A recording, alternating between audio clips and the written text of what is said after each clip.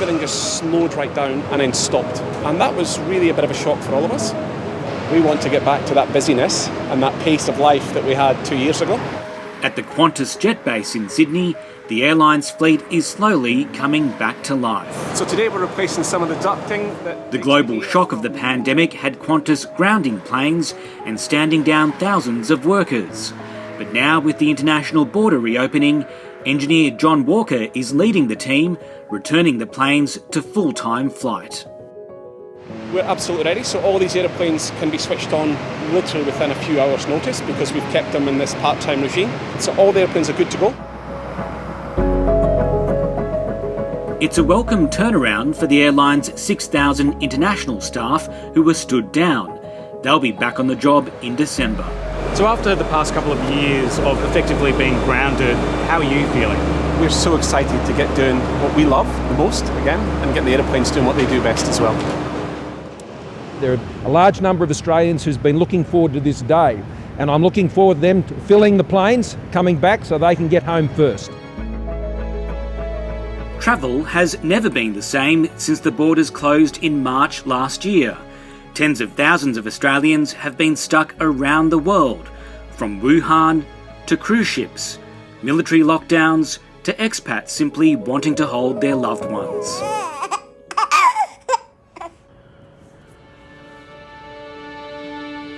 Listed as vulnerable by DFAT, Gorey and Peter Davies in London have tried to return home several times with no luck.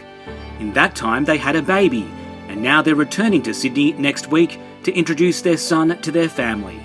We cried with relief. We were so happy when we heard the news. Yeah. But we're still a little bit cautious because we have commercial tickets. Commercial tickets can get cancelled. It's a really good big brother.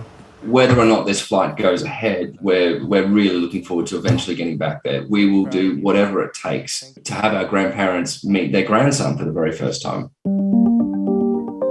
From November the 1st, New South Wales, Victoria and the ACT will allow quarantine-free movement for fully vaccinated international arrivals. Queensland, South Australia and Tasmania plan to ease border restrictions before Christmas. The Northern Territory is looking at January to end all quarantine. That leaves Western Australia as the outlier, with no date to reopen.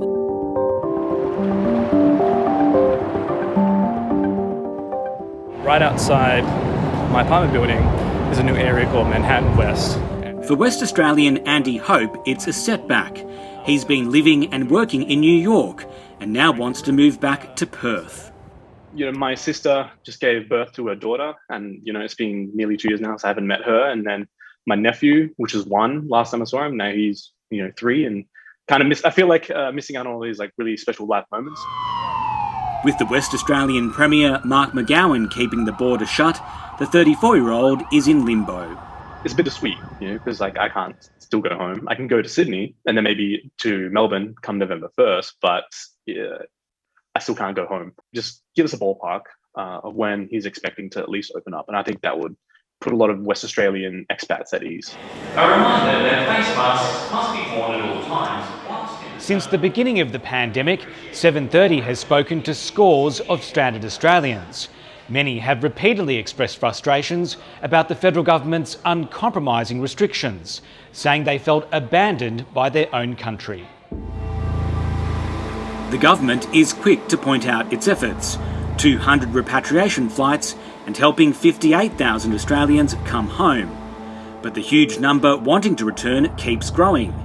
Currently, 47,000 Australians are still on that list, nearly 5,000 classified as vulnerable.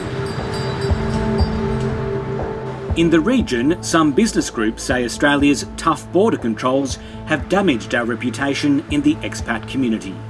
They're aggrieved, they're annoyed, they're a little bit angry, disillusioned, some of them. Are we less Australian because we're offshore? Businessman Brenton Moriello is the Vice President of a peak body representing Australian commercial interests across Southeast Asia. That value of mateship, that value of humanity, of caring for each other, the right of any Australian to come home, we've tossed it out the window.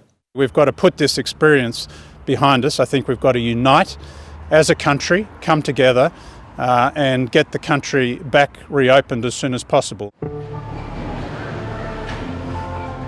For another Australian couple in London, the numerous hurdles to return home took a toll. Jess and Sam Lawatt struggled without family while caring for their newborn son. They were also listed as vulnerable. My mum wrote it in a letter when I was first pregnant. She said that I'll miss the smell of your first child. Sorry. And it's those little intangible things I think that you don't really think of until you're in it, that you miss out. You don't have your family nearby. Oh, you want to go in? You want to be packed, do you? You want to be packed. They're now able to pack up their lives and move back to Sydney in December, but they feel differently about Australia. The feeling of being excluded from the country, I suppose, has changed that for me a little bit. There's a warmth that's there up until a point. I hope that Australia stays open and thinks in a bit more of a global way.